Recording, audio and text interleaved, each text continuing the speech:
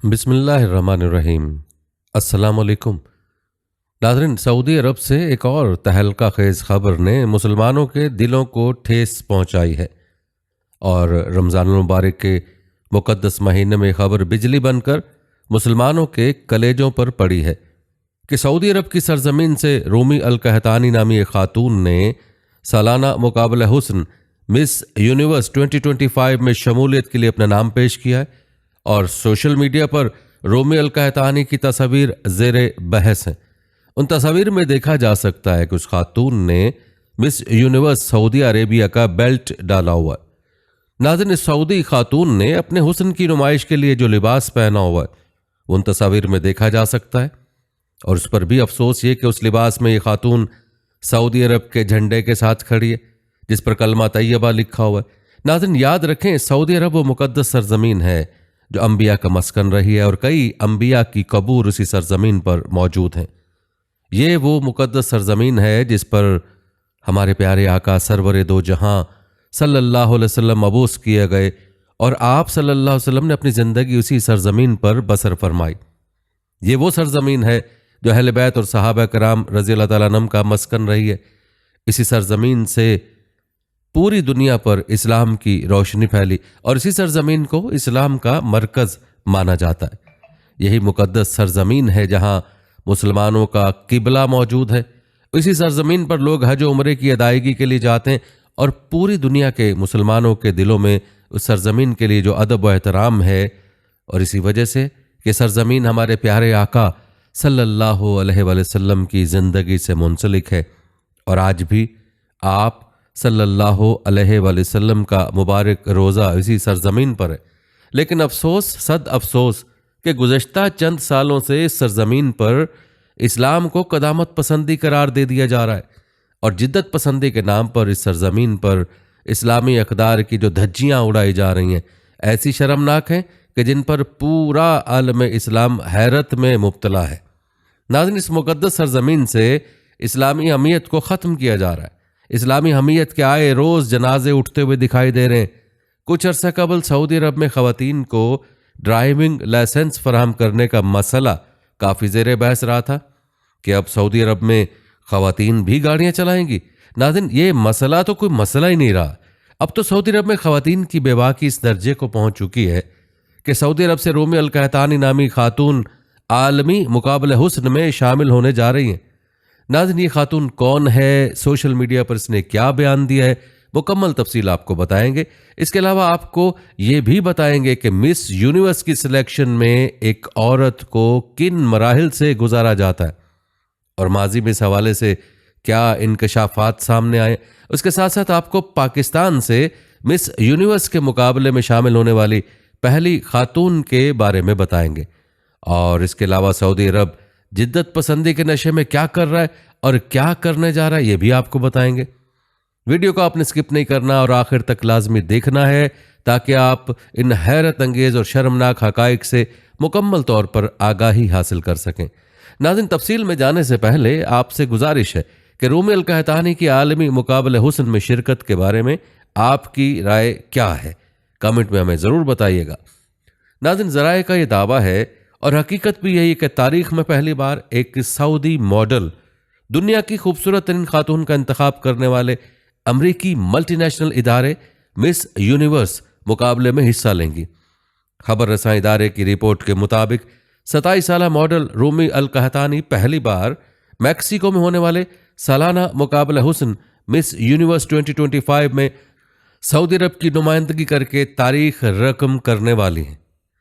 इसके अलावा रूमी अल कहतानी ने अपने सोशल मीडिया प्लेटफॉर्म इंस्टाग्राम पर खुशी का इजहार करते हुए इस खबर की तस्दीक भी की। उन्होंने सऊदी अरब के परचम के साथ तस्वीर शेयर करते हुए इंस्टाग्राम पर लिखा कि मैं मिस यूनिवर्स 2025 के मुकाबले में हिस्सा लेने पर फख्र महसूस कर रही हूँ। मिस यूनिवर्स में पहली बार कोई मॉडल सऊदी अरब की नुमाइंदगी करेगी। नाज़रीन, ज़राए बताते हैं कि रियाद से ताल्लुक़ रखने वाली मॉडल माजी में कई मुकाबलों में हिस्सा ले चुकी हैं। वो माजी में मिस अरब, miss planet, miss middle east समेत मुतअद्दिद दीगर मुकाबलों में ममलिकत की नुमाइंदगी कर चुकी हैं। उनके इंस्टाग्राम पर 10 लाख से ज़्यादा फॉलोअर्स हैं। एक इंटरव्यू देते हुए उन्होंने सऊदी अरब की सकाफत और वर्से को فروغ دینے کی اپنی خواہش کو اجاگر کیا۔ لیکن ناظرین، ہمارا یہ سوال ہے، یہ کس ثقافت کی بات کر رہی ہیں؟ سعودی عرب جو پوری امت مسلمہ کی نمائندگی کرنے والا ملک ہے، جو اسلام کا مرکز مانا جاتا ہے، کیا اس کی یہی ثقافت ہے کہ خواتین کو دنیا کے سامنے ننگا کر کے پیش کیا جائے اور اس پر فخر محسوس کیا جائے؟ افسوس، صد افسوس کہ مقدس سرزمین نے اپنی تاریخ کو بھلا دیا اور آج ایک بار پھر عورت کو انہی اندھیروں میں دھکیلنے کے لیے اقدامات کیے جا رہے کہ جن اندھیروں سے اسلام نے عورت کو نکالا تھا۔ ناظرین، اسلام سے پہلے دور جاہلیت کی تاریخ کو اٹھا کر دیکھیں تو عورت کو کوڑا کرکٹ سمجھا جاتا تھا، پاؤں کی جوتی سمجھا جاتا تھا، بیٹیوں کی پیدائش کو معیوب سمجھا جاتا تھا، بیٹیوں کو زندہ درگور کیا جاتا تھا، عورت کا کوئی مقام نہیں تھا۔ اسلام نے عورت کو ان پستیوں سے نکال کر ایک مقام عطا کیا، اس کو تحفظ دیا، اس کو عزت کی بلندی تک پہنچایا۔ لیکن افسوس کہ آج اسی سرزمین پر عورت کو دوبارہ بے پردہ کیا جا رہا ہے۔ ناظرین، یاد رکھیں، عورت کی عزت پردے میں ہے، لیکن افسوس کہ مغربی میڈیا نے آج کی مسلمان عورت کو بے پردہ کرنے کے لیے کوئی کسر باقی نہیں چھوڑی۔ ناظرین، سعودی عرب چند سال پہلے تک وہ ملک تھا کہ جہاں کوئی عورت بغیر پردے کے کسی کو دکھائی نہ دیتی تھی، لیکن اب حال یہ ہے کہ سعودی عرب کی خاتون پوری دنیا کے سامنے نیم اوریاں کپڑوں میں موجود ہے، بلکہ افسوس یہ کہ سعودی جھنڈے کے ساتھ تصاویر بنا کر فخر محسوس کیا جا رہا ہے، جس پر کلمہ طیبہ تحریر ہے۔ ناظرین، ذرا انصاف کے ساتھ سوچئے کہ کیا ہو رہا ہے۔ کیا یہ سعودیہ جیسے اسلامی ملک کو زیب دیتا ہے؟ کلمہ طیبہ کے ساتھ اس طرح کی خواتین کی تصاویر کو نشر کیا جائے؟ بڑے افسوس کا مقام ہے کہ سعودی عرب میں جہاں طویل عرصے سے اسلامی تعلیمات پر سختی سے عمل کیا جاتا رہا ہے، لیکن اب اسلامی تعلیمات اور اسلامی اقدار کے جنازے نکل رہے ہیں۔ یاد رہے کہ اس وقت سعودی عرب پر موجودہ ولی عہد شہزادہ محمد بن سلمان حکومت کر رہے ہیں۔ اگرچہ سعودی ولی عہد کو اکثر روایتی عرب لباس میں ملبوس دیکھا جاتا ہے، لیکن سعودی عرب میں سماجی اور مذہبی کنٹرول کے حوالے سے پائی جانے والی سخت پابندیوں میں نرمی دیکھنے میں آئی ہے۔ اس تبدیلی نے دنیا بھر میں توجہ حاصل کی ہے۔ ان تبدیلیوں میں خاص طور پر خواتین پر سے پابندیاں ہٹانے، انہیں ڈرائیونگ کرنے، تقریبات میں شرکت کرنے اور مرد کے بغیر پاسپورٹ کے لیے درخواست دینے جیسے اقدامات شامل ہیں۔ یہی نہیں بلکہ سعودی عرب جو الکحل پر پابندی کے لیے جانا جاتا ہے، نے غیر مسلم سفارتکاروں کو الکحل خریدنے کی اجازت دینے پر بھی رضامندی ظاہر کر دی ہے۔ حال ہی میں خبریں سامنے آئی تھی کہ سعودی عرب مملکت میں پہلا الکحل سٹور کھولنے کی تیاریاں کر رہا ہے، اور الکحل سٹور دارالحکومت ریاض کے ڈپلومیٹک کوارٹر میں آئندہ کچھ ہفتوں میں کھول دیا جائے گا۔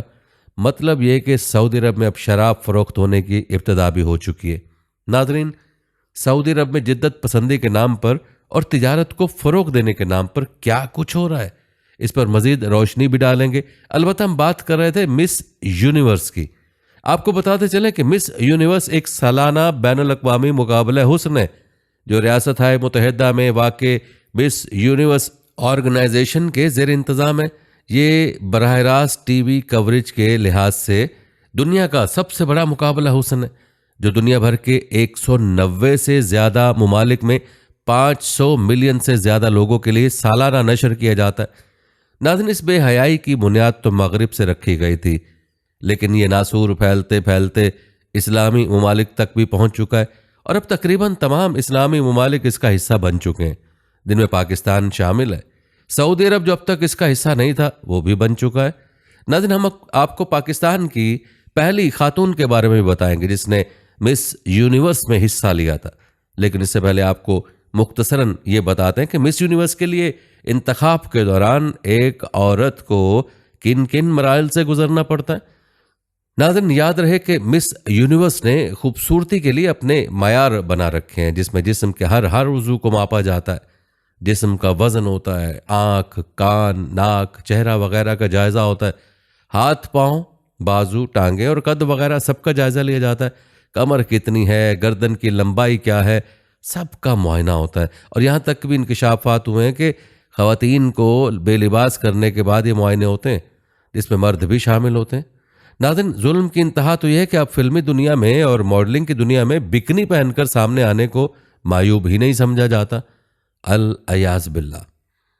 ناظرین اب خود ہی سوچ لیں کہ ایسی بے حیائی کو کون گوارا کر سکتا ہے، لیکن افسوس صد افسوس کہ مغرب نے ایسی محنت کی ہے کہ مسلمانوں سے حیا کو چھین لیا ہے، اور نبی کریم صلی اللہ علیہ وسلم کی واضح حدیث ہے کہ جب تم بے حیا ہو جاؤ تو جو چاہو کرو۔ ناظرین یاد رکھیں یہ محض باتیں نہیں ہیں، بلکہ اس حوالے سے آپ کو انہی خواتین کی زبانی بتاتے ہیں کہ مس یونیورس بننے کے شوق میں جو خواتین اپنے آپ کو پیش کرتے ہیں ان کے ساتھ کیا ہوتا ہے۔ ناظرین یہ بات ریکارڈ پر موجود ہے کہ مس یونیورس انڈونیشیا کی کئی امیدواروں نے پولیس میں شکایات کی اور مس یونیورس کے منتظمین پر جنسی ہراسانی کا الزام لگایا ہے۔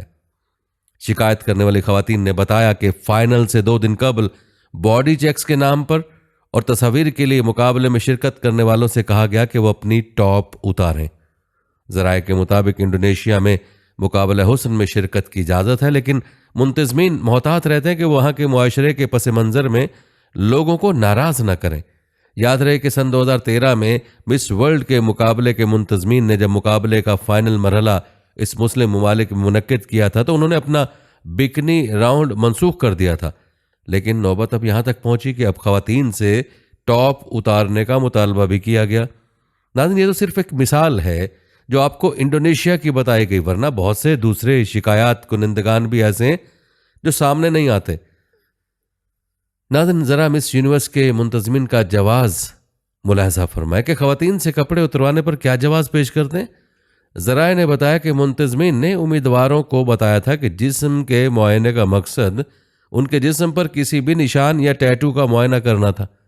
ناظرین یاد رہے کہ عورت کی فطرت میں اللہ رب العزت نے حیا رکھی ہے اور عورت حیا کا پیکر ہوا کرتی ہے، لیکن افسوس کہ عورت سے یہ حق چھین لیا گیا۔ لیکن اس کے باوجود بھی عورتوں میں ایسی ضرور ہوتی ہیں جو ضمیر رکھتی ہیں اور ان کالی بھیڑوں کے کرتوتوں کو دنیا کے سامنے لے آتی ہیں۔ کہتے ہیں خواتین میں سے ایک نے کہا کہ ایک عورت کے طور پر میں محسوس کرتی ہوں کہ میرے حقوق کی خلاف ورزی ہوئی اور اس نے مجھے ذہنی طور پر متاثر کیا، مجھے زیادہ سوچنے کی وجہ سے سونے میں پریشانی ہوئی ہے۔ ناظرین اس خاتون نے مزید انکشاف کیا کہ اگرچہ جسم کا معائنہ ایک بند کمرے میں کیا گیا تھا، لیکن وہاں کچھ مرد بھی موجود تھے۔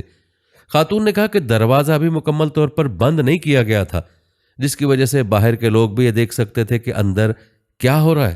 ناظرین اس بیان کے برعکس سابق مس انڈونیشیا ماریا ہرفنتی نے کہا کہ ملک میں جسم کا معائنہ معمول کی بات ہے، لیکن مقابلے میں شامل خواتین کو عام طور پر برہنہ ہونے کو نہیں کہا جاتا۔ ماریا ہرفنتی نے کہا کہ منتظمین اکثر مقابلے کرنے والوں سے ان کا BMI یعنی باڈی ماس انڈیکس پوچھتے ہیں تاکہ جسمانی تناسب کو چیک کیا جا سکے۔ البتہ ناظرین یہ بات انتہائی افسوسناک ہے کہ ایک اسلامی ملک انڈونیشیا میں خواتین کی خوبصورتی کے مقابلے میں بطور امیدوار شرکت کرنے والی خواتین نے الزام عائد کیا کہ مقابلوں کے دوران انہیں مرد حضرات کے سامنے برہنہ کر کے ان کے جسم کو جانچا گیا۔ ناظرین اس طرح کی خبریں فلمی دنیا میں اس جیسے اداروں میں عام ہیں، لیکن اس کے باوجود بھی اسلامی ممالک سے خواتین کی نمائندگی انتہائی افسوسناک اور شرمناک ہے، اور اصل قصوروار تو اسلامی ممالک کی حکومتیں جو ان اداروں کو اپنے ممالک میں آنے کی اجازت دیتی ہیں۔ آپ کو بتاتے چلے کہ مس یونیورس کے نام سے خوبصورتی کے مقابلے کو عالمی حیثیت حاصل ہے، اور ہر ملک کے مس یونیورس کے آرگنائزر اپنے منتخب ہونے والے امیدوار کو فائنل میں بھیجتے ہیں۔ مطلب یہ کہ ایسی خواتین جو خود کو اس مقابلے کے لیے پیش کرتی ہیں، پہلے ان کو اپنے ملک میں آرگنائزرز کے سامنے پیش ہونا ہوتا ہے، اس کے بعد غیروں کے سامنے پیش ہو کر وہ مس یونیورس بنتی ہیں۔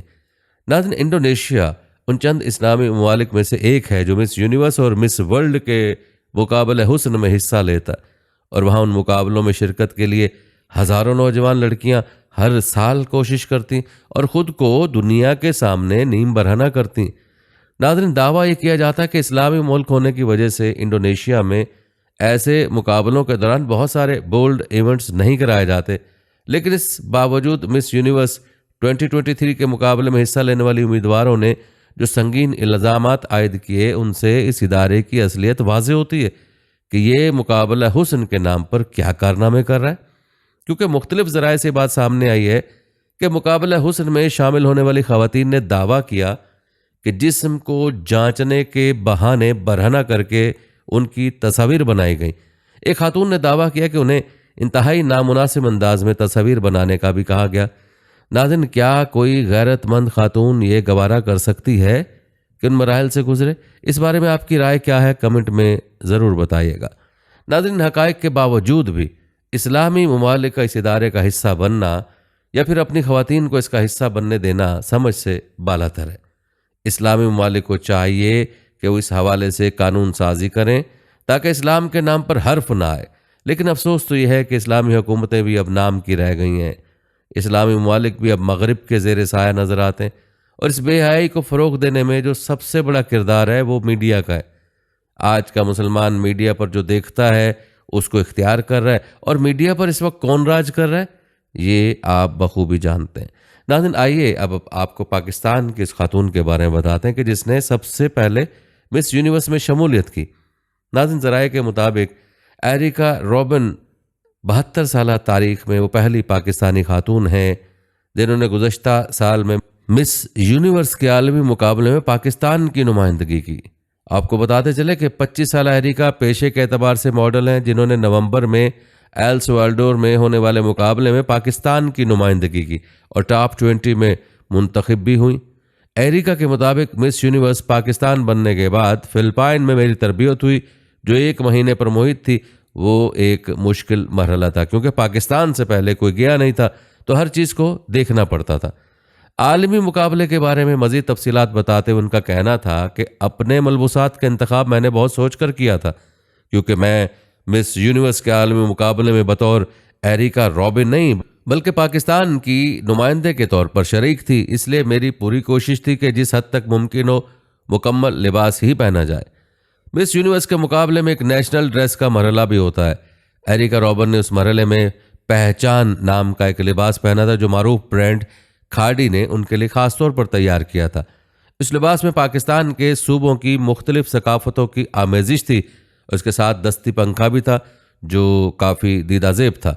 تیراکی کا مختصر لباس نہ پہننے کے فیصلے کے بارے میں ایریکا روبن نے بتایا کہ میں پاکستان کی نمائندگی کر رہی تھی، اس لیے میری خواہش تھی کہ پاکستان مجھے اپنائے۔ میں ایک پاکستانی اور مجھے اس بات کا بہت زیادہ خیال رکھنا تھا۔ انہوں نے بتایا کہ اس کے لیے انہوں نے جو برکنی پہنی تھی وہ مس یونیورس کے منتظمین نے ہی فراہم کی تھی۔ انہوں نے بتایا کہ پاکستان اور بحرین کے امیدواروں نے تیراکی کا مختصر لباس نہیں پہنا تھا اور اس بات کا حوصلہ انہیں گزشتہ سال بحرین کی امیدوار کو دیکھ کر ہی ملا تھا۔ انہوں نے مزید وضاحت کی کہ اس مقابلے میں نمبر نہیں کرتے اور ہر ایک کی مرضی ہے کہ وہ کیا پہننا پسند کرتا ہے۔ ناظرین، آپ کو بتاتے چلیں کہ مس یونیورس کے پہلے 20 میں ایریکا کا نام شامل تھا۔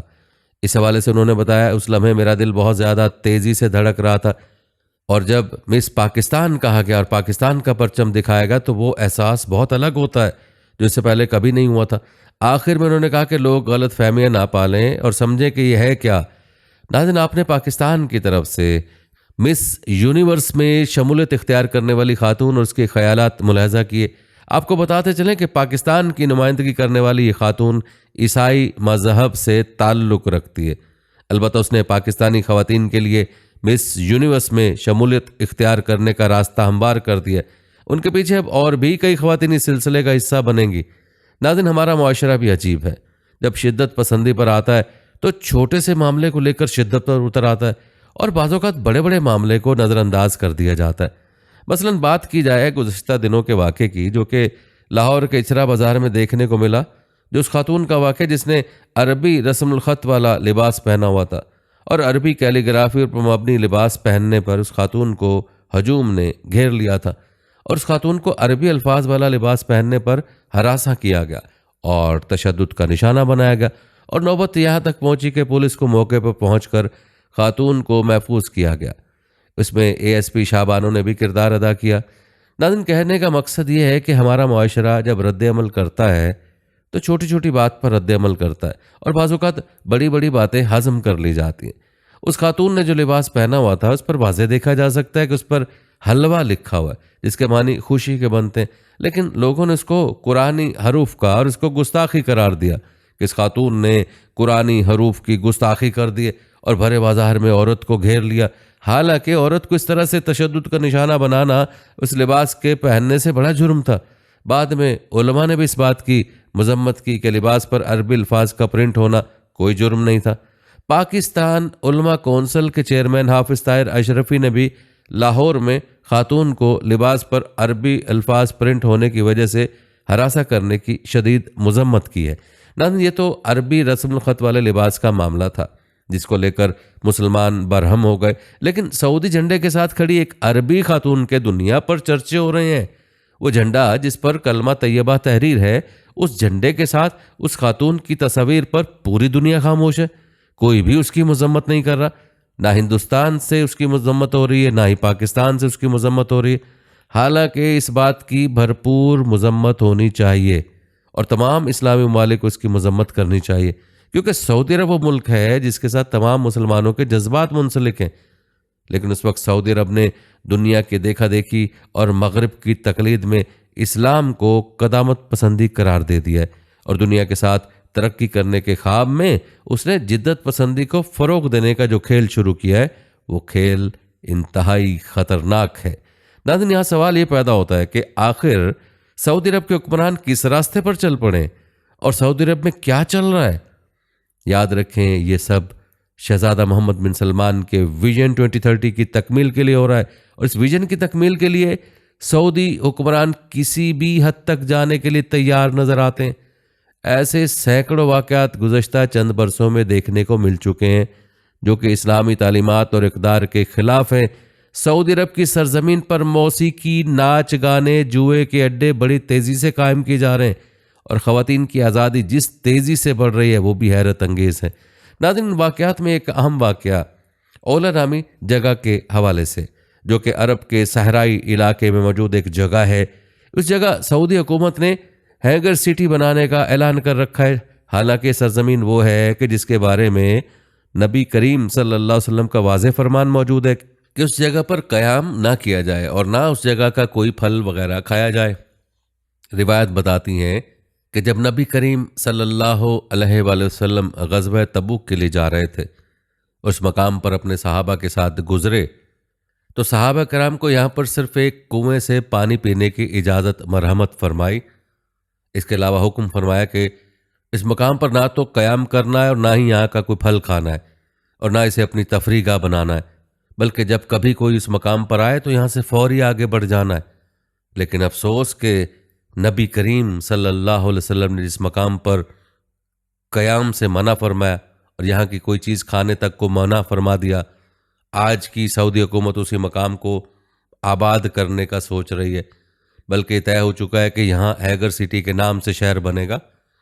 اور یہی نہیں بلکہ اس مقام پر اب تک کئی فیسٹیول بھی منعقد ہو چکے ہیں جن میں موسیقاروں کو مدعو کیا گیا اور نیم اریاں لباسوں میں ناچ گانے کا اہتمام ہوا۔ ناظرین، آپ کو بتاتے چلے کہ اسلامی تعلیمات اور روایت کے مطابق یہ وہ مقام ہے جہاں پر قوم سمود آباد تھی، جو حضرت صالح علیہ السلام کی قوم تھی، اس لیے اس مقام کو مدائن صالح بھی کہا جاتا ہے۔ اور اسی مقام پر قوم صالح پر اللہ کا عذاب نازل ہوا تھا، جس کی وجہ سے نبی کریم صلی اللہ علیہ وآلہ وسلم نے اس مقام پر قیام سے منع فرمایا۔ لیکن آج کی سعودی حکومت اسی مقام کو تفریح گاہ بنانے جا رہی ہے، جو کہ نبی کریم صلی اللہ علیہ وسلم کے فرمان کی صریح مخالفت ہے۔ ناظرین، آپ کو بتاتے چلیں کہ سعودی عرب میں 2015 میں شاہ سلمان کے بادشاہ بننے کے بعد ایسے کئی اقدامات پہلی بار دیکھنے میں آئے جس سے وہاں کا ماحول تیزی سے تبدیل ہوتا جا رہا ہے۔ اور افسوس کی بات تو یہ ہے کہ شاہ سلمان ملک میں امریکہ اور اسرائیل کی مرضی کے مطابق اصلاحات لا رہے ہیں۔ سعودی عرب میں گزشتہ چند سال سے اصلاحاتی منصوبے کے تحت تیزی سے بہت بڑی تبدیلیاں کی جا رہی ہیں۔ سعودی عرب میں 2018 میں سینما گھر کھولے گئے اور عورتوں کو بھی اسٹیڈیم میں کھیلوں کا تماشا دیکھنے اور ڈرائیونگ کی اجازت دی گئی۔ سعودی عرب میں پہلی بار کسی خاتون کو مرد اینکر کے ساتھ ٹی وی پروگرام پیش کرنے کی اجازت دی گئی۔ وہیں سعودی عرب کو پہلی تھیٹر اداکارہ بھی سامنے آئی، اور اسی سلسلے کے تحت ہی رواں برس اپریل میں پہلی بار سعودی عرب کے 5000 سالہ قدیم کھنڈرات میں میوزک فیسٹیول کا اہتمام کیا گیا۔ اور اب خبر سامنے آئی ہے کہ سعودی عرب کے شہر جدہ میں نائٹ کلب کھولا گیا ہے۔ ناظرین، میڈیا رپورٹ کے مطابق سوشل میڈیا پر وائرل ہونے والی ایک تقریب کی ویڈیو میں مرد و خواتین کو ایک کلب میں دیکھا گیا اور سوشل میڈیا پر دعویٰ کیا گیا تھا کہ تقریب جدہ میں کھلنے والے نئے نائٹ کلب میں ہوئی۔ सोशल मीडिया पर तकरीब की वीडियो वायरल होने के बाद सार्फिन ने मुख्तलिफ किस्म की पोस्टिंग शुरू की थी और दावा किया कि इस नाइट क्लब में अगरचे अल्कोहल दस्तयाब नहीं होगी, तहम वहाँ पर लिबास की कोई कैद नहीं होगी। नाज़रीन, आपको बताते चलें कि अल जज़ीरा के मुताबिक मुतअद्दिद मकामी न्यूज़ वेबसाइट्स और इदारों ने जद्दा में को नाइट क्लब खुलने की रिपोर्ट शाया की और नाइट क्लब को हलाल क्लब का नाम दिया। रिपोर्ट्स में दावा किया गया कि नाइट क्लब खोले जाने की इफ्तिताई तकरीब में अमरीकी गुलकार और रैपर नी यो ने भी परफॉर्मेंस की। सोशल मीडिया पर वायरल होने वाली एक वीडियो में देखा जा सकता है कि नाइट क्लब में लोग मौसीकी पर रक्स कर रहे हैं और तकरीब में मर्दों के साथ ख़वातीन भी दिखाई दे रही हैं। सराय के मुताबिक सऊदी अरब में अमरीकी और सहूनी इस्लाम को फ़रोग देने के लिए वसी पैमाने पर सरमाया लगाया जा रहा है और इस तरह सऊदी अरब के बादशाह शाह सलमान और उसके बेटे मोहम्मद बिन सलमान ने हरमैन शरीफैन की पासबानी के बजाय बेहुरमती का आगाज़ कर दिया है। नाज़रीन, आपको मज़ीद बताते चलें कि सऊदी कंपनी मूवी सिनेमा ने रियाज बॉलीवुड सिटी में ममलिकत के सबसे बड़े सिनेमा का इफ्तिताह किया है, जिसमें हॉलीवुड की नई फिल्म दी बैटमैन का प्रीमियर दिखाया गया। अरब न्यूज़ के मुताबिक सिनेमा में 25 स्क्रीन्स और आला टेक्नोलॉजी की 4XD स्क्रीन्स भी मौजूद हैं, जो फिल्म देखने वालों को एक बेहतरीन तजुर्बा फराहम करेगा। इस मौके पर मूवी सिनेमा के चीफ एग्जीक्यूटिव और बानी सुल्तान अल हकीर ने कहा कि सऊदी अरब के सबसे बड़े फिल्म थिएटर में आने वाले लोग जदीद तरीन सिनेमेटिक टेक्नोलॉजी से लुत्फानंदोज होंगे। याद रहे कि मूवी सिनेमा अपने VIP तजुर्बात के लिए भी जाना जाता है, जिसमें बेहतरीन लग्जरी स्वीट्स भी मौजूद हैं, जबकि मूवी बोतीक का आइडिया भी मुतारिफ करवाया। मूवी बोतीक दरअसल किसी न किसी थीम पर मबनी है और हर बोतीक किसी मुख्तलिफ शहर या मशहूर मकाम की तर्ज पर बनाया गया। आपको मजीद बताते चले कि जद्दा में साल 2019 में कायम होने वाली इस मूवी सिनेमा के तहत ममलिकत भर में 21 थिएटर और 195 स्क्रीन्स मौजूद हैं।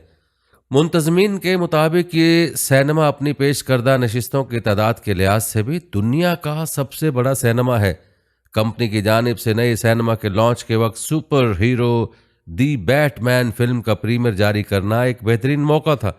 ज़राए के मुताबिक हॉलीवुड के नए ब्लॉकबस्टर की इफ्तिताई तकरीब और स्क्रीनिंग में खसूसी तौर पर मदऊ किए गए मेहमानों और मुख्तलिफ सनतों के ओहदेदारों ने भी शिरकत की।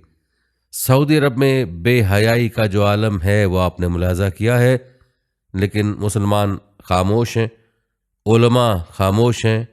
कोई आलम बोलता है तो उसको जेल की सलाखों के पीछे डाल दिया जाता है, बल्कि बाज़ आलमों के कत्ल की खबरें भी सामने आईं। नाज़रीन, आज सऊदी अरब के हालात कहाँ तक पहुँच चुके हैं, इस हवाले से एक अपनी आंखों देखा हाल यूँ बताता है कि मैं रियाज के फुटबॉल स्टेडियम में मौजूद था। शरारती लड़के रियाज के फुटबॉल स्टेडियम के पिछले स्टैंड्स पर खड़े थे। देखते देखते उन्होंने अपनी कमीज़ें उतारीं और उन्हें पकड़कर दीवानावार अपने सर के गिर्द घुमाने लगे। वहाँ मौजूद सऊदी ख़वातीन भी लुत्फ़ अंदोज़ हो रही थीं। उनके स्कार्फ हवा में काले झंडों की माने दौड़ रहे थे।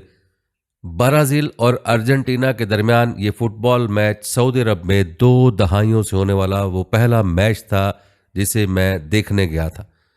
पहले तो स्टेडियम में एक भी औरत का स्याह उबाया दिखाई न देता और हर तरफ सिर्फ सऊदी मर्दों के सफ़ेद और लाल शमाग और उजले सफ़ेद चोगे ही नज़र आते थे।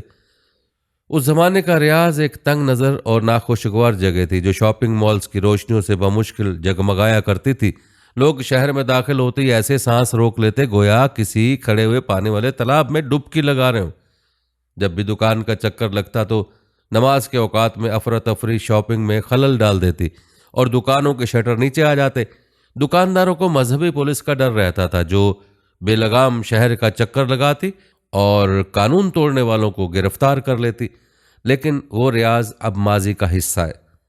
पहले तो स्टेडियम में एक भी औरत का स्याह अबाया दिखाई न देता और हर तरफ सिर्फ सऊदी मर्दों के सफ़ेद और लाल शमाग और उजले सफ़ेद चोगे ही नज़र आते थे। लेकिन अब अवामी मकामात के खुलने से शहर बदल गया है और रोज़मर्रा की ज़िंदगी से मजहबी पुलिस का भी खात्मा हो गया। रियाज में एक विंटर वंडरलैंड भी बनाया गया है, जिसमें सेंटा क्लॉज के अलावा सब कुछ है। अब रियाज में तफरीह के 2 माह मनाए जा रहे हैं, जिसमें ओपन एयर सिनेमा, थिएटर्स और पॉप कॉन्सर्ट्स का इंतज़ाम भी किया जा रहा है। ہر رات ہزاروں لوگ شہر کے مضافات میں ریاض بولیورڈ کہلانے والے علاقے کا رخ کرتے ہیں۔ مرکزی گلی کی طرف جانے والے راستے پر مشہور عربی گلوکاروں کے بڑے بڑے کٹ آؤٹس لگے ہوئے ہیں، جہاں حجاب میں ملبوس نوجوان خواتین گزرنے والوں کو پرفیوم کی خوشبو سونگھنے کے لیے روکتی ہیں۔ ایک خاتون نقاب پہن کر پیانو بجا رہی ہوتی ہے، جبکہ کھانے کے ٹرکوں کے جتھے کے پیچھے ایک خاتون گٹار بجا رہی ہوتی ہیں۔ درجنوں ریستوران ایسے ہیں جہاں مرد اور خواتین بغیر کسی رکاوٹ کے ملاقات کرتے ہیں، اور وہاں سے ہر گھنٹے بعد وہ ایک مصنوعی جھیل پر لائٹ شو کا نظارہ کر سکتے ہیں۔ ناظرین، اب تو سعودی عرب میں بڑے پیمانے پر تفریحی تقریب اکثر دیکھنے میں آتی ہیں، مگر مقامی اور غیر ملکی خواتین کی جانب سے ایسی اطلاعات سامنے آئی ہیں کہ انہیں یہاں جنسی ہراسانی کا سامنا کرنا پڑا ہے۔ ان کے پاس کچھ واقعات کے شواہد بھی ہیں۔ ناظرین، یہ قیامت صغرا نہیں ہے تو کیا ہے کہ ایسا ملک جہاں چند سال قبل تک عوامی مقامات پر موسیقی متنازع تھی، وہاں پر رات بھر بلند آواز میں میوزک فیسٹیول ہوتا ہے اور لوگوں کی بڑی تعداد اس میں شرکت کرتی ہے، اور اس تقریب میں 4 روز تک لاکھوں کی تعداد میں لوگ دنیا کے معروف ڈی جیز کو دیکھنے آئے۔ ذرائع نے بتایا کہ اس تقریب میں مرد اور خواتین ایک دوسرے کے ساتھ گھل مل سکتے تھے، جبکہ ماضی کے سعودی عرب میں ایسا سوچا بھی نہیں جا سکتا تھا۔ اس کنسرٹ میں مرد اور خواتین ایک ساتھ جمع ہو سکتے تھے۔ ناظرین، تقریب میں ایسی اطلاعات ملی ہیں کہ ریاض اور دیگر علاقوں میں ان بڑی تفریحی تقریب کے دوران خواتین کے ساتھ جنسی ہراسانی کے بے شمار واقعات سامنے آئے۔ گزشتہ برسوں کے دوران ایسی ویڈیو سامنے آئی ہیں جن میں مرد خواتین کو نازیبا انداز میں چھو رہے ہیں یا دوسرے طریقوں ہراس کر رہے ہیں۔ ناظرین، یہ ایک ہلکی سی جھلک ہم نے بیان کی ہے، جس سے آپ اندازہ لگایا جا سکتا ہے کہ سعودی عرب کس تیزی سے تبدیل ہو رہا ہے اور ہو چکا ہے۔ سعودی عرب کی اس تبدیلی کے بارے میں آپ کیا کہنا چاہیں گے؟ کمنٹ میں ہمیں ضرور بتائیے گا۔ ناظرین، ایک طرف سعودی عرب کے یہ حالات ہیں کہ سعودی عرب آئے دن فحاشی اور ریانی کو فروغ دینے میں مصروف ہے، اور سعودی حکمرانوں کو عیاشیاں عروج پر ہیں۔ وہ اسلامی اقدار اور اسلامی تعلیمات کو فراموش کر بیٹھے ہیں، اور دوسری جانب فلسطین کے مسلمانوں کے حالات ہیں۔ رمضان المبارک جیسے مقدس مہینے کے باوجود بھی ان معصوموں پر آگ کے گولے برسائے جاتے رہے، اور بچے اپنے پیاروں سے بچھڑ کر بے بسی کی زندگی بسر کرنے پر مجبور رہے۔ کھانے اور پینے کے لیے ان بے بس لوگوں کے پاس کچھ نہیں ہے۔ اس کے باوجود اسرائیل کی بربریت جاری ہے، لیکن افسوس ہے کہ اسرائیل کے ظلم و تشدد کے باوجود بھی مسلمان خاموش ہیں۔ ناظرین، جس طرح سعودی عرب ایک مقدس سرزمین ہے، اسی طرح سے فلسطین کی پاک سرزمین بھی انبیاء کرام کا مسکن رہا ہے۔ اسی وجہ سے اسے سرزمین انبیاء بھی کہا جاتا ہے۔ اس کے چپے چپے پر انبیاء کرام علیہ السلام کے نشانات موجود ہیں۔ گزشتہ قوموں کے آثار یہاں جا بجا بکھرے ہوئے ہیں۔ اس خطے کے کھنڈرات، یہاں کی اجڑی ہوئی بستیاں، وادیاں، پہاڑ اور دریا، غرض ہر شے اپنے دامن میں ایک مکمل تاریخ چھپائے ہوئے۔ یاد رہے کہ اس ارض مقدس کا مشہور اور قدیم شہر بیت المقدس ہے۔ اس کو القدس بھی کہتے ہیں۔ اس شہر القدس میں ایک تاریخی عمارت ہے جو صدیوں سے مختلف قوموں کا قبلہ چلی آتی ہے۔ یہ مسجد اقصی اور حرم شریف کے ناموں سے بھی مشہور ہے، اور مسجد سخرا یعنی سنہرے گنبد والی مسجد بھی کہلاتی ہے۔ یہ شہر 2 حصوں میں منقسم ہے، ایک پرانا شہر ہے اور دوسرا نیا شہر ہے۔ پرانے شہر کے چاروں طرف اونچی دیواروں کا احاطہ ہے، اور اسی شہر میں تمام مقدس مقامات پائے جاتے ہیں۔ لیکن افسوس ہے کہ آج یہاں یہودیوں کا اس مقدس سرزمین پر قبضہ ہے، اور مسجد اقصی کو شہید کرنے کی سازشیں ہو رہی ہیں۔ بلکہ یوں کہا جائے کہ تیاریاں مکمل ہو چکی ہیں تو غلط نہ ہوگا، کیونکہ آج کل سوشل میڈیا پر یہ باتیں بھی پھیل رہی ہیں کہ اسرائیل بہت جلد لال بچیا کی قربانی کرنے والا ہے، جس کے بعد مسجد اقصی کو شہید کر دیا جائے گا۔ یہ کیا معاملہ ہے؟ آئیے اس کی تفصیل آپ کو بتا کر آج کی ویڈیو کا اختتام کرتے ہیں۔ ناظرین، حیرت انگیز بات یہ ہے کہ جنوری میں حماس کے ترجمان کا ایک میسج سامنے آیا تھا کہ بظاہر اسرائیل میں کچھ سرخ گایوں کی موجودگی نے 7 اکتوبر کے واقعے کو جنم دیا۔ ابو عبیدہ نے اپنی ایک ویڈیو میں سرخ بچیا کا ذکر کیا تھا کہ سرخ بچیا اور مسجد اقصی کا آپس میں بہت تعلق ہے، اور سرخ بچیا اسرائیل پہنچ چکی ہے۔ آپ کو بتاتے چلے کہ یہودیوں کے مطابق تیسرا ٹیمپل مسجد اقصی کو گرا کر تعمیر کیا جائے گا، اور یہودیوں نے اس میں رکھنے کے لیے چیزیں بھی تیار کر رکھی ہیں۔ نن سرخ بچیا کا تعلق مسجد اقصی کو شہید کرنے سے بتایا جا رہا ہے، اور مسجد اقصی کو شہید کرنے کا مقصد یہ ہے کہ اس کی جگہ 3rd ٹیمپل تیار کیا جائے، اور اسی کے لیے یہودی اور عیسائی کوششیں کر رہے ہیں، اور یہ سب قیامت کی نشانیوں میں سے۔ ناظرین آپ کو بتاتے چلیں کہ جن سرخ گایوں کا حوالہ دیا جا رہا ہے وہ 5 ریڈ اینگس گائے ہیں جو ستمبر 2022 میں ایک عیسائی وزارت اسرائیل اور یروشلم میں قائم دی ٹیمپل انسٹیٹیوٹ کے درمیان مشترکہ کوشش کے ذریعے درآمد کی گئی تھیں۔ یاد رہے کہ نیو ورلڈ آرڈر کے تحت دنیا پر صہیونیوں کی حکومت کا تصور اس وقت تک مکمل نہیں ہوتا جب تک ہیکل سلیمانی کو از سر نو تعمیر نہیں کر لیا جاتا، اور صہیونیوں کا عقیدہ ہے کہ جب تک ہیکل سلیمانی کی تعمیر نہیں ہوتی اس وقت تک مسیح یعنی دجال اس دنیا میں تشریف نہیں لائے گا۔ اور یاد رکھیں ہیکل سلیمانی کی تیسری تعمیر ہوگی جو صہیونیوں کے نزدیک آخری ہے۔ ناظرین ذرائع کے مطابق ہیکل سلیمانی کی از سر نو تعمیر کے لیے ماڈل بھی تیار ہے جو ماہرین آثار قدیمہ کی مدد سے تیار کیا گیا اور انسانی اور مالی وسائل بھی میسر ہیں، تاہم اس کی تعمیر میں 2 مشکلات موجود ہیں جس کی وجہ سے یہ اب تک ممکن نہیں ہو سکا۔ پہلی یہ کہ ہیکل سلیمانی کی تعمیر کے لیے صہیونیوں کو گناہوں سے پاک کرنے والی قربانی کی شرط ہے، جس کے لیے قدیم یہودی روایت کے مطابق قربانی کے لیے ایک ایسی سرخ بچھیا درکار ہے جس کا ایک بال بھی کسی اور رنگ حتیٰ کہ بھورا بھی نہ ہو۔ دوسری دقت ہیکل سلیمانی کی تعمیر کا مقام ہے۔ صہیونیوں کے مطابق ہیکل سلیمانی کو جس مقام پر تعمیر کیا جانا ہے وہ عین وہی مقام ہے جہاں پر اس وقت مسجد اقصی موجود ہے، یعنی ہیکل سلیمانی کی تعمیر کا صاف اور سیدھا سا مطلب مسجد اقصی کی شہادت ہے۔ ناظرین اگر مسجد اقصی محض مسلمانوں کا مقدس مقام ہوتا تو ہیکل سلیمانی کی تعمیر ہوتی یا نہ ہوتی، مگر صہیونی اسے اب تک شہید کر چکے ہوتے۔ تاہم یہ مسلمانوں کے ساتھ ساتھ عیسائیوں کا بھی مقدس ترین مقام ہے۔ یہی وجہ ہے کہ صہیونیوں کو اس کی شہادت کے لیے باقاعدہ ماحول بنانا پڑ رہا ہے۔ آپ کو بتاتے چلے کہ گزشتہ برس ہیکل سلیمانی کی تعمیر کے لیے قائم کردہ خصوصی ادارے دی ٹیمپل انسٹیٹیوٹ کی جانب سے اعلان کیا گیا تھا کہ مکمل طور پر سرخ بچھیا کی پیدائش اسرائیل میں ہوئی ہے، جس کے ساتھ ہی دنیا کے اختتام کا باب شروع ہو گیا اور کائنات اپنی زندگی کے آخری مرحلے میں داخل ہو گئی ہے۔ ادارے کا کہنا تھا کہ اب یروشلم میں تیسرے معبد کی تعمیر ہوگی جس کے سامنے اس بچیا کی قربانی پیش کی جائے گی اور پھر مسیح یعنی دجال کا ظہور ہو جائے گا۔ ذرائع کا کہنا ہے کہ انسٹیٹیوٹ کے ماہرین ربیوں کے ہمراہ روز اس بچیا کا معائنہ کرتے ہیں۔ اگر صورتحال مطلوبہ شرائط کے مطابق رہی اور یہ بچیا کسی حادثے یا طبعی موت کا شکار نہیں ہوئی تو اس کی قربانی ایک مخصوص عمر میں مجوزہ ہیکل سلیمانی کے دروازے کے باہر کی جائے گی جو ممکنہ طور پر رواں برس اپریل میں ہو سکتی ہے۔ قربانی کے بعد بچیا کے گوشت کے ٹکڑوں، کھال، خون، چربی اور گوبر سب کو خوشبودار لکڑیوں میں جلایا جائے گا۔ اس کی راکھ کو مطلوبہ شرائط رکھنے والے پانی میں ملا کر منتخب کاہنوں پر چھڑکا جائے گا تاکہ وہ ہیکل سلیمانی کے تمام علاقے میں جا سکیں اور ہیکل سلیمانی کی تعمیر شروع کی جا سکے۔ ناظرین یاد رہے کہ اسرائیل میں اس ہیکل کی تعمیر کی تیاریاں بڑے عرصے سے جاری ہیں، حتیٰ کہ تل ابیب کے ایک مضافاتی علاقے میں گلوکاروں کا ایک گروپ اس لمحے کی تیاری کر رہا ہے جب وہ یہودی ہیکل کی تباہی کے تقریباً 2000 سال بعد دوبارہ اس کی تعمیر پر خوشی منائیں گے۔ یہودیوں کے مطابق حضرت موسیٰ علیہ السلام کے زمانے سے لے کر 70 عیسوی میں دوسرے ہیکل کی تباہی تک 9 گائے کی قربانی دی جا چکی ہیں اور اب 10ویں قربانی مسیح کے دور کا آغاز ہوگا۔ یوں یہودیوں کو تیسرے ہیکل سلیمانی کی تعمیر کے لیے سرخ بچھڑے سمیت سارے ہی اسباب مہیا ہو گئے ہیں اور بس اب اس کے لیے مسجد اقصی کو شہید کرنے کے لیے مناسب وقت کا، مناسب موقع کا انتظار کر رہے ہیں۔ ناظرین اس تناظر میں اگر غزہ کی موجودہ جنگ کو دیکھیں تو بہت سارے حیرت انگیز انکشافات ہوتے ہیں۔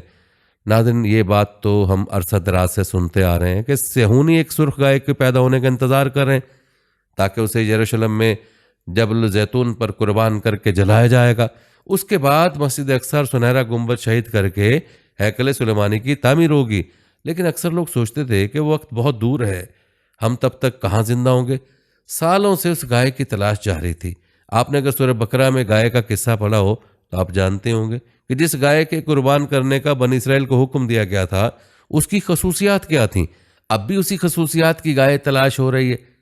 امریکی ریاست ٹیکساس اپنی سرخ گایوں کے لیے مشہور ہے اور کئی سال کی تلاش کے بعد ستمبر 2022 میں ایسی 5 بچھڑیاں تلاش کر لی گئیں، ان کو فلسطین پہنچایا گیا اور ان کی لوکیشن خفیہ رکھی گئی۔ ان کے معائنے وغیرہ ہوتے رہے اور اب 4 گائے ایسی تیار ہیں جن کو قربانی کے لیے موضوع قرار دیا گیا ہے۔ جبل زیتون پر 12 سال پہلے ایک پلاٹ خرید لیا گیا تھا جس پر قربان گاہ بھی تیار ہو چکی ہے، جہاں گائے کو جلایا جائے گا اور اس کے ساتھ ہی ہیکل کی تعمیر کا پہلا اقدام پورا ہو جائے گا۔ ضروری نہیں کہ اگلے ہی دن تعمیر شروع ہو جائے، لیکن رسومات شروع ہو جائیں گی۔ بتایا جا رہا ہے کہ قربانی بہت جلد ہوگی کیونکہ گائے کی عمر 3 سال سے زیادہ نہیں ہونی چاہیے، اور اپریل میں ہی شاید یہودیوں کی عید پر یہ قربانی کر دی جائے۔ جس طرح کی خبریں سننے کو مل رہی ہیں، یوں لگتا ہے کہ یہ وقت قریب آ گیا ہے، لیکن یقین نہیں آ رہا۔ اللہ کرے یہ سب جھوٹ ہو، لیکن پچھلے 5 مہینوں میں فلسطینیوں کے ساتھ جو کچھ ہوا ہے اور ہو رہا ہے، اور 52 مسلمان ریاستیں سوائے مذمت اور سفارت کاری کے کچھ نہیں کر پائیں۔ ذرا سوچیں کہ جب مسلمانوں سے یہودی پروڈکٹس کا بائیکاٹ تک نہ ہو سکا، معمولی قربانیاں نہ دی جا سکیں، جہاد تو بہت دور کی بات ہے، اس کے بعد کچھ بھی ممکن ہے۔ یہودیوں نے دیکھ لیا کہ مسلمانوں میں کتنا دم خم ہے۔ اب اگر مسجد اقصی شہید بھی کر دی جائے تو زیادہ سے زیادہ شور مچے گا، مذمت ہوگی، جلوس نکلیں گے اور بس۔ البتہ یہ بات یاد رکھیں کہ ہیکل سلیمانی کی تعمیر کے ساتھ ہی قیامت کی بڑی نشانی شروع ہو جائیں گی، اور پھر بڑی تیزی سے ایک کے بعد ایک واقعات ہوں گے اور بڑے بڑے فتنے وقوع پذیر ہوں گے، جن میں دجال کا فتنہ سب سے بڑا ہوگا۔ اللہ تعالیٰ سے دعا ہے کہ اللہ تعالیٰ ہر طرح کے فتنوں سے ہماری حفاظت فرمائے، آمین۔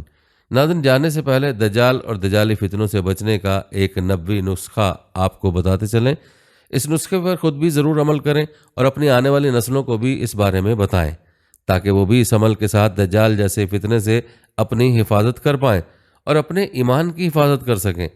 ناظرین، سورہ کہف کی یہ فضیلت ہے کہ جو شخص جمعے کے روز سورہ کہف کی تلاوت کرے گا، اللہ اس کو ہر قسم کے فتنوں سے پناہ دے گا، اور اگر اگلے جمعے سے پہلے دجال کا فتنہ رونما ہو جاتا ہے تو اس سے محفوظ رہے گا۔ ناظرین، جمعے کے دن کی تلاوت کے علاوہ سورہ کہف کی ابتدائی اور آخری آیات کے بارے میں بھی روایات ملتی ہیں، جن کو دجال کے فتنے سے بچنے کے لیے مجرب بتلایا گیا ہے۔ ان روایت میں سے جو راجح روایت ہیں وہ ہم آپ کو بتاتے ہیں۔ یہ روایت ملاحظہ فرمائیں۔ ایک روایت کے مطابق سورہ کہف کی ابتدائی 10 آیات حفظ کرنے سے فتنہ دجال سے حفاظت ہوتی ہے، اور اس کی دلیل مسلم شریف کی حدیث نمبر 809 کی اس روایت میں موجود ہے، جس کا ترجمہ ہے: جو شخص سورہ کہف کی ابتدائی 10 آیات یاد کرے گا وہ دجال کے فتنے سے بچا لیا جائے گا۔ ناظرین، اس حدیث میں ابتدائی 10 آیات حفظ کرنے یعنی زبانی یاد کرنے کی تاکید ہے۔